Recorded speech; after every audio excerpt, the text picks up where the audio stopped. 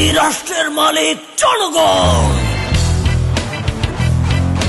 তারাই করবে নির্বাচন। প্রিয় দর্শক, আমরা নিতাই রায় চৌধুরীর কাছে যাব 4 নম্বর প্রশ্নের উত্তর জানতে। প্রশ্নটি ছিল সততা, দেশপ্রেম, কথা ও কাজের সামঞ্জস্য ও আইন প্রণয়নে আপনার দক্ষতার কোনো নমুনা আছে কি? আমাদের দেশের জনগণের কোনো ঢালাও সংজ্ঞা নাই। জনগণের মধ্যে দুটা শ্রেণী আছে মেনলি। একটা হচ্ছে নিপীড়িত, নির্যাতিত, শোষিত জনগণ। এই শোষিত জনগণের মধ্যে কৃষক, শ্রমিক, নিম্নবিত্তের মানুষ, এরা আমাদের সমাজে বসবাস করে। এখানে ভূমিহীন কৃষকের সংখ্যা প্রায় 40% হবে। চরম দারিদ্র সীমার নিচে 50% লোক বসবাস করে। আমরা শুনলাম তার উত্তর। এই উত্তরটা সম্ভবত আমাদের মানে পুরোপুরি আসেনি, পুরোপুরি আসেনি, হয়তো বা তিনি ধরতে পারেননি।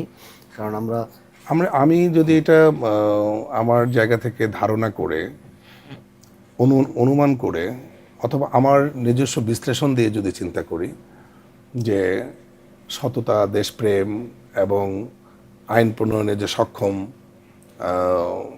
এবং সামগ্রিক এই প্রশ্নের উত্তরটা উনি এর আগের উত্তরগুলোতে দিয়েছেন।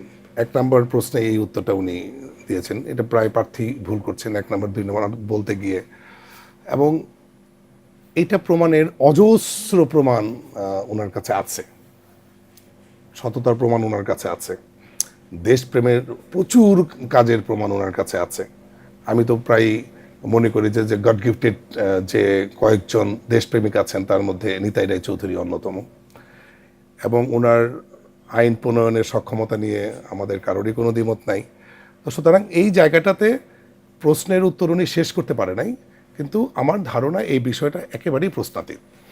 ধন্যবাদ। এমনিতে আমি যদি জানবার জন্য কিছুটা আপনাকে জিজ্ঞেস করি যে আসলে এই যে আইন প্রণয়নের নমুনা বা সততার নমুনা, এটা একজন প্রার্থী কিভাবে আসলে প্রকাশ করতে পারবেন? বা না, এখানে আমরা যেহেতু এটা প্রথম প্রোগ্রাম করছি, আমরা প্যারামিটারগুলো 1, 2, 3 করে একবার করার কথা ছিল, যে আমরা এক্সাম্পলগুলো সেট করে দিব, ওনারা টিক মার্ক করবেন, তাহলে ক্লিয়ার হয়ে যেত যে আসলে আমরা কি চাই। এই নমুনাটা এখানে দেখা যায় না। না, মানে একজন প্রার্থী নিজেকে সৎ দাবি করবেন আর সৎ হয়ে যাবেন না, আমি তো অতীত কর্মের কথা বলেছি এখানে। অতীত 5টা কর্ম থাকতে পারে, সেটা সততার অনেকগুলো কর্ম থাকতে পারে। সততা তো ব্যক্তি পর্যায়ে হয়। আমি আর্থিক সততার কথা বলেছি। আর্থিক সততাই কিন্তু একমাত্র সততা না।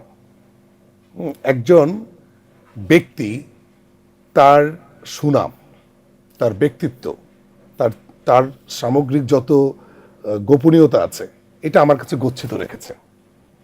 আমি যদি সেটাকে আমানত রেখে, আমি যদি রাশেদের ব্যক্তিত্বটাকে যদি আমানত রাখতে পারি, আমি এমন কিছু করব না যেটা তার ব্যক্তিত্ব ক্ষুণ্ণ হয়।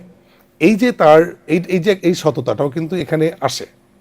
শুধুমাত্র আমরা তো এটা একটা 3 নম্বর প্রশ্নের আর্থিক সততার কথা বলেছি। সেখানে আরেকটা গুরুত্বপূর্ণ প্রশ্নের একটা ইয়া ছিল যে কথা ও কাজের সামঞ্জস্য। এটা তো বোধহয় মূল্যায়ন করা খুব সহজ। হ্যাঁ, এটা উনি যদি বলে থাকে যে আমি যদি যেমন অনেকেই বলে যে আমি সংসদ সদস্য হলে এখানে একটা ব্রিজ করে দিব, উনি চেষ্টা করে এটা করলেন, যদি ওইটা ওনার কাজ না, তার মানে এটা প্রমাণিত হলো যে উনি যে কথাটা দেন এই কথাটা তিনি রাখেন, এরকম। বা এলাকায় চাঁদাবাজি বন্ধ করব, বা যে কোনো একটা। নিতাই রায় চৌধুরীর এরকম অসংখ্য কর্ম আছে, এটা আমাদের বলার অপেক্ষা রাখে। ধন্যবাদ।